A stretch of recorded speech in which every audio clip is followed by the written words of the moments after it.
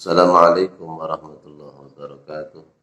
Hamdan wa syukran lillah, salatan wa salaman li Rasulillah Muhammad ibn Abdullah amma ba'du. Anak-anakku sekalian, siswa-siswi kelas 7 MTS Matalibul Huda, Melongo yang saya cintai.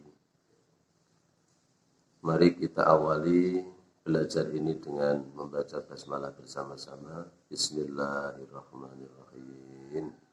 Mudah-mudahan dengan membaca basmalah oleh Allah kita dibuka hati sehingga bisa memahami apa yang akan kita pelajari dan menjadi ilmu yang bermanfaat. Amin Allahumma amin. Anak-anakku, siswa-siswi kelas 7 MTS Matalibul Huda Melongo yang saya cintai. Di sini saya akan menyampaikan materi KNU-an atau Nahdlatul Ulama'an. Tentu untuk anak-anak yang dari MI, semuanya kalian sudah sedikit banyak mengenal tentang materi ini. Anak-anak yang dulunya di SD atau sekolah dasar mungkin baru sekarang ini mempelajari KNU-an. Pada pelajaran di kelas 7 bab pertama ini, kita akan mempelajari tentang mengenal perkembangan sejarah masuknya Islam ke Indonesia. Jadi Islam masuk ke Indonesia itu dibawa oleh orang-orang asing dulunya. Karena Indonesia dulu terkenal dengan Nusantara, terdiri dari beberapa kerajaan-kerajaan yang ada di Jawa, di Sumatera, di Kalimantan bahkan. Dulu tentu agamanya tidak memeluk agama Islam. Oleh karenanya dengan bab ini, nanti kita akan sedikit banyak tahu, oh ternyata Islam masuknya ke Indonesia itu dibawa oleh siapa, dengan proses bagaimana, ini nanti kita akan mengetahui tentang sejarah itu. Baik anak-anak, mari kita mulai. Jadi pertama sekali yang membawa agama-agama Islam ke Indonesia, itu adalah para pedagang Arab, para pedagang Gujarat, India. Kenapa orang-orang Arab sampai ke Indonesia? Ini pertanyaan yang sangat menggelitik hati kita tentunya. Ternyata memang orang-orang Arab itu adalah orang yang gemar berkelana tidak hanya di darat, bahkan mereka menggunakan transportasi laut. Orang-orang Arab itu diceritakan di dalam Al-Quran, li'ilafi Quraisyin ilafihim riflatas syita'i was-shaif. Jadi mereka selalu menggunakan perjalanan rihlatas syita pada musim syita, wassaif musim saif. Jadi ketika musim kemarau, musim penghujan, mereka ini mengadakan perjalanan yang berbeda. Nah dulu ketika Islam sudah berkembang di Arab, tentu orang-orang Arab sudah banyak yang memeluk agama Islam. Setelah orang-orang Arab yang banyak memeluk agama Islam itu, mereka terketuk hatinya untuk berdakwah, mendakwahkan agama Islam ke seluruh penjuru dunia. Orang-orang Arab ketika itu banyak yang ingin sampai pada negara Cina. Karena dulu ketika Rasulullah Muhammad SAW masih sugeng, masih hidup, beliau selalu menyarankan kepada para sahabatnya, utlubul ilma walau bisin. Carilah ilmu walau sampai ke negeri Cina. Tentu Cina oleh Rasulullah sudah diketahui Cina memiliki peradaban kemajuan di bidang ilmu yang sangat tinggi. Oleh karenanya jarak dari Arab sampai Cina itu jauh. Tapi kenapa Rasulullah memerintahkan para sahabatnya, umatnya untuk belajar ke sana?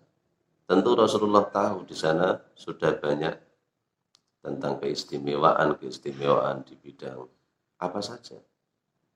Ini yang menarik untuk kita pelajari, wahai anak-anak sekalian. Bisa kita bayangkan kalau sekarang ini serba mungkin karena sudah ada pesawat terbang.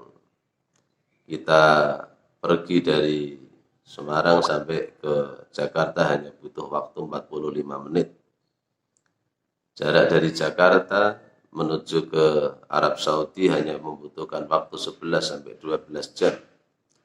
Tapi ini tidak mungkin ketika dulu, karena dulu alat transportasi yang sangat mungkin hanyalah jalur laut menggunakan kapal. Kapal yang digunakan tentu tidak seperti kapal yang secanggih sekarang dengan menggunakan mesin. Kapal-kapal yang digunakan hanya menggunakan layar. Jadi namanya layar di dalam kapal itu sangat tergantung dengan arah angin. Ketika arah anginnya ke utara, maka akan diarahkan ke utara. Begitu seterusnya. Tentu perjalanan dari Arab sampai ke Cina ini membutuhkan waktu yang berbulan-bulan, bahkan mungkin tahun. Dan tidak mungkin dalam perjalanan itu 1 tahun atau 1 bulan, 3 bulan, 4 bulan, dan seterusnya itu sekali perjalanan. Mereka butuh waktu untuk singgah, untuk istirahat dulu di bandar-bandar atau pelabuhan-pelabuhan yang kalian kenal sekarang ini. Alhamdulillah, dengan kehendak Allah itulah justru malah Islam berkembang. Orang-orang Arab yang ingin mengadakan perjalanan sampai ke negeri Cina, mereka singgah-singgah dulu. Mereka mampir dulu di beberapa pelabuhan, di beberapa bandar, supaya untuk bisa melanjutkan perjalanan berikutnya. Contoh misalnya orang-orang Arab itu, mereka mengadakan perjalanan sampai ke Cina. Itu mereka mampir dulu di Bandar Gujarat namanya. Ada di Hindia, sekarang namanya negara India. Di Gujarat ini mereka mampir, singgah sebelum sampai ke Indonesia. Nah, singgahnya orang-orang Arab di Gujarat ini tidak hanya sekedar singgah, tapi singgah sementaranya orang-orang Arab mengajarkan agama kepada orang-orang Gujarat asli. Dan alhamdulillah dengan kehendak Allah mereka bisa menerima dan menerima mengamalkan ajaran-ajaran Islam. Setelah dilihat aman lautannya, kemudian mereka bisa untuk melanjutkan perjalanan mereka, melanjutkan perjalanan itu sampai nanti dilanjutkan di Malaka. Malaka yang kita kenal sekarang adalah Malaysia, kemudian sampai di Filipina, ada di Vietnam, kemudian baru sampai bisa ke Cina. Nah, ini model perjalanan orang Arab dulu. Mereka juga mampir di bandar-bandar Nusantara. Bandar Nusantara adalah bandar Indonesia sekarang. Singgah di Gujarat, setelah dari Gujarat mereka pedagang melanjutkan perjalanan ke Nusantara itu mereka singgah pertama kali di Aceh. Karena Aceh adalah daerah atau provinsi yang paling barat dari Indonesia. Aceh dulu memiliki pelabuhan yang sudah besar. Pelabuhan Aceh ini dulu merupakan pelabuhan yang sangat ramai karena satu-satunya jalur transportasi antar negara dunia dulu adalah pelabuhan. Kemudian mereka melanjutkan perjalanan lagi, orang-orang Arab ini sampai ke Palembang, Sumatera Selatan. Kemudian mereka menyeberang antar pulau sampai di Pulau Jawa. Pertama kali mereka singgah di Sunda Kelapa. Sunda Kelapa sekarang kita kenal dengan Jakarta. Kemudian melanjutkan perjalanan lagi di Cirebon. Jadi semakin ke timur, dari Cirebon mereka melanjutkan lagi ke Semarang, ke timur lagi mereka ke Tuban, dan terakhir sampai di Gresik. Bisa kalian bayangkan mereka sampai di Hindia. Mereka alhamdulillah oleh Allah, dikehendaki oleh Allah bisa menyampaikan atau mendakwahkan agama Islam. Tentu di Aceh juga sama. Mereka istirahat, menunggu laut aman untuk perjalanan lagi, mencari bekal lagi sambil berdagang, juga berdakwah di Aceh. Makanya jangan heran Aceh sampai diberi nama dengan Serambi Mekah, karena Aceh adalah satu-satunya daerah yang pertama kali mendapatkan dakwah Islam sebelum daerah-daerah yang lain. Sampai ke Gresik itu. Baik anak-anak siswa-siswi kelas 7 MTS Matalibul Huda yang saya cintai, kalian tentu sudah bisa menggambarkan sedikit tentang Islam masuk ke Indonesia, jalurnya sampai seperti itu. Dibawa oleh orang-orang Arab yang melakukan perjalanan ke negeri Cina, namun mereka mampir-mampir dulu di pelabuhan atau bandar-bandar, mulai dari India, Gujarat, sampai di Malaka, Malaysia, kemudian sampai di Indonesia, di Aceh, dilanjutkan di Palembang, dan sampai di Sunda Kelapa, sampai di Jakarta, Cirebon, Semarang, dan sampai di Gresik. Ini mereka membawa misi, selain berdagang mereka mendakwahkan agama Islam.